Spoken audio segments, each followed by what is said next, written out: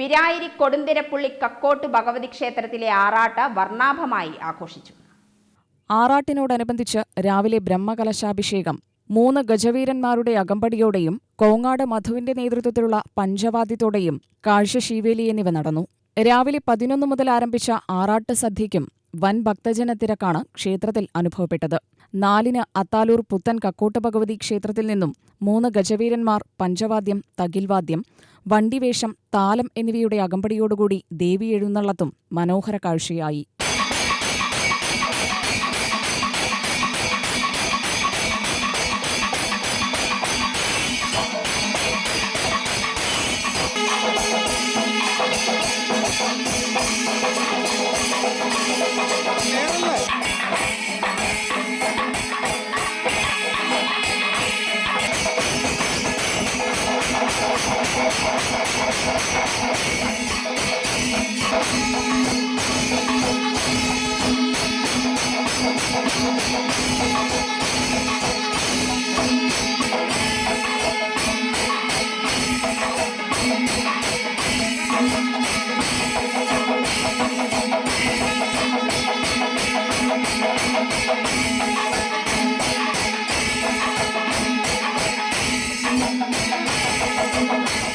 രാത്രി വയലിൻ സംഗീതാർച്ചന, നൃത്തനൃത്യങ്ങൾ എന്നിവ നടന്നു.